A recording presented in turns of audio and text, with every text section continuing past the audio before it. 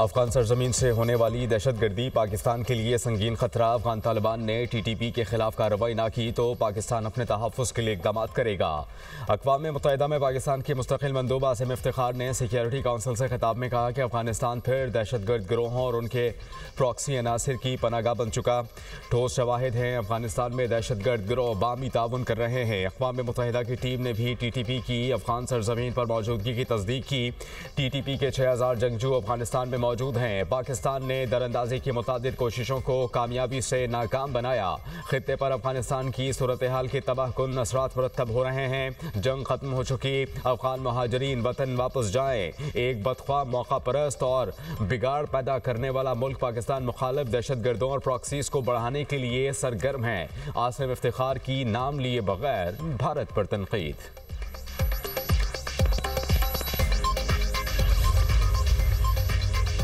London high court ने आदिल राजा को झूठा करार दे दिया। 50,000 पाउंड हर्जाना और भारी कानूनी अखराजात अदा करने का हुक्म। ब्रिगेडियर रिटायर्ड राशिद नसीर के हक में फैसला जारी। आदिल राजा 2,60,000 पाउंड बतौर अबूरी अखराजात फौरी अदा करे। तमाम अदायगियाँ 22 दिसंबर 2025 तक करना लाजमी होंगी।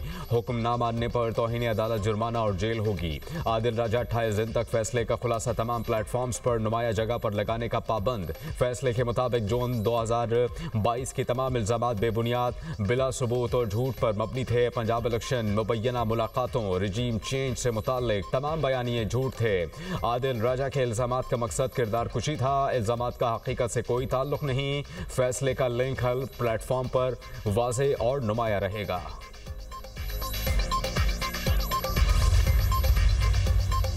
अफवाज पाकिस्तान के खिलाफ प्रोपेगंडा नाकाबिले बर्दाश्त। अफवाज की कुर्बानियों का मजाक उड़ाएंगे तो कौन पाकिस्तान की इज्जत करेगा। वज़ीर आज़म का कौमी उलमा कन्वेंशन से खिताब। कहा कि मुसल्लह अफवाज की जुर्रत और बहादुरी से दुश्मन को इबरतनाक शिकस्त हुई। फील्ड मार्शल सैयद आसिम मुनीर ने जुर्रत और महारत से इस जंग को लीड किया।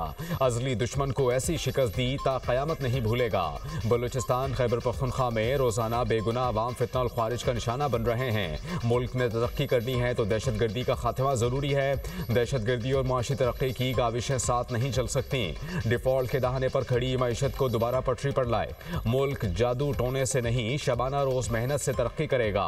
अमन व इत्तेहाद की फ़ज़ा कायम करना होगी। मुल्क में फ़िरका परस्ती का खात्मा ज़रूरी है।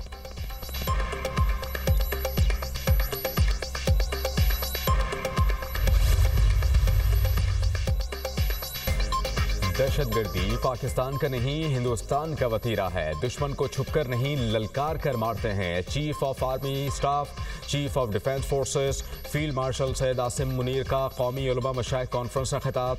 मार्का हक में अल्लाह की नुसरत से कामयाबी मिली। रियासत तैयबा और रियासत पाकिस्तान का आपस में गहरा ताल्लुक है। अल्लाह ताला ने तमाम मुस्लिम ममालिक में से पाकिस्तान को मुहाफ़िज़ीन हरमैन का शर्फ अदा किया।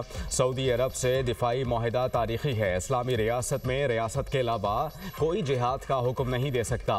जिस कौम ने इल्म और कलम को छोड़ा तो इंतशार और फसाद ने वहाँ जगह ली। इज्जत और ताकत तकसीम से नहीं, मेहनत और इल्म से हासिल होती है। उलमा कौम को मुत्तहिद रखें और कौम की नज़र में वुसअत पैदा करें। एक सियासी जमात का रवैया दज्जाल जैसा है। ये दिन रात फौजी क़यादत के खिलाफ साजिशों में मसरूफ़ हैं। बिलावल भुट्टो की मीडिया टॉक। इस पार्टी की कोशिश है कि अवाम और अफवाज के दरमियान दरारें पैदा करें। इनको चाहिए कि दायरा कार में रहकर सियासत करें, किसी पार्टी पर पाबंदी के हक़ में नहीं। पाकिस्तान तहरीक इंसाफ खुद पाबंदी का सामान पैदा कर रही है।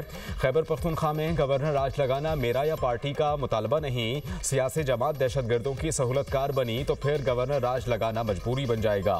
बिलावल भुट्टो का मुल्क और अफवाज पाकिस्तान के साथ खड़ा रहने का आज़म।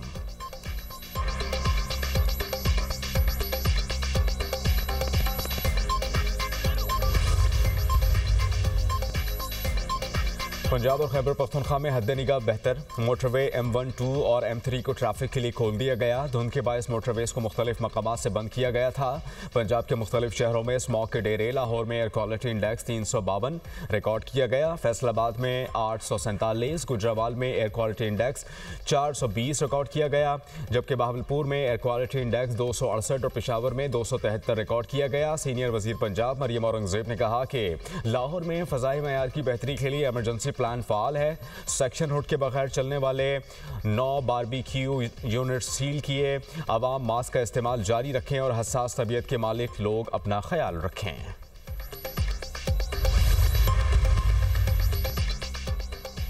वज़ीर ख़जाना Muhammad Aurangzeb global development finance conference में शिरकत के लिए सऊदी अरब चले गए। इजलास में 120 से ज़ायद आलमी और इलाक़ाई इदारों के 100 से ज़ायद मुक़र्ररीन शरीक।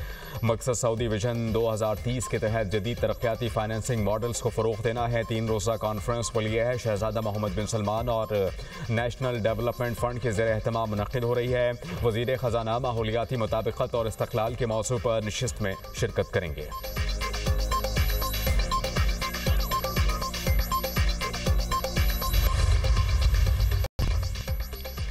अमरीकी वीज़ा की दरख्वास्त पर 5 साल की सोशल मीडिया जांच होगी। अमरीकी कस्टम एंड बॉर्डर प्रोटेक्शन ने जांच लाजमी करार दे दी। मीडिया रिपोर्ट्स के मुताबिक वाज़ेह नहीं नए फैसले का इतलाक़ कब से किया जाएगा। जांचा जाएगा कि दरख्वास्त गुजार ने अमरीका यहूद मुखालिफ तरवीज तो नहीं की। दहशत गर्दी से मुताल्लिक तरवीज की भी जाँच होगी। अमरीका आने वालों से अहले खाना की मालूमात भी पूछी जाएंगी। अमरीकी सदर डोनाल्ड ट्रंप पहले ही 19 ममालिक के शहरियों पर अमरीका के दरवाजे बंद कर चुके।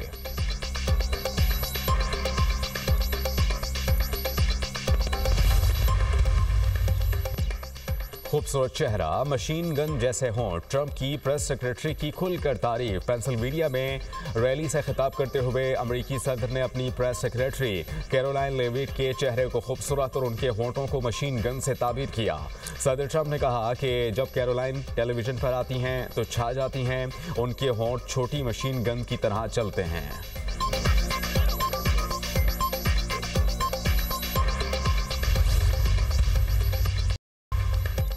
गजा जंगबंदी को 2 माह मुकम्मल। इसराइल के फ़लस्तीनियों पर मुज़ालिम ना रुके। सेहूनी फ़ौज की कार्रवाई में मज़ीद 3 मासूम फ़लस्तीनी शहीद और 5 ज़ख्मी हो गए। इसराइली फ़ौज ने 738 बार मुआहदे की खिलाफ वर्जी की। इसराइली हमलों में 379 फ़लस्तीनी शहीद, 1000 ज़ख्मी हुए। शहदा की मजमूई तादाद 70,366 हो गई। 1,71,064 फ़लस्तीनी ज़ख्मी हो चुके। बेयारो मददगार और खुले आसमान तले सोने वालों के लिए एक और इम्तिहान। तूफान बायरन से सैलाब और शदीद मौसमी खतरात बढ़ गए। इसराइल ने मकबूजा मगरबी किनारे में 764 गैर कानूनी हाउसिंग यूनिट्स की मंजूरी दे दी। गाजा बोर्ड ऑफ पीस का ऐलान अगले साल होना चाहिए। कई रहनुमा गाजा अमन में शामिल होना चाहते हैं। अमरीकी सदर डोनाल्ड ट्रंप की व्हाइट हाउस में मीडिया से गुफ्तगू, कहा कि कमोडिया थाईलैंड जंग रुकवाने से मुताल्लिक फ़ोन करूंगा। लगता है कि मैं उन्हें लड़ाई रोकने पर रजामंद कर सकता हूं। CNN न्यूज़ नेटवर्क को बेच देना चाहिए। अमरीका अब यूक्रेन को फंडिंग नहीं कर रहा। यूक्रेन के अवाम करप्शन का खात्मा चाहते हैं। ज़ेलेंस्की को अब इलेक्शन करा लेने चाहिए।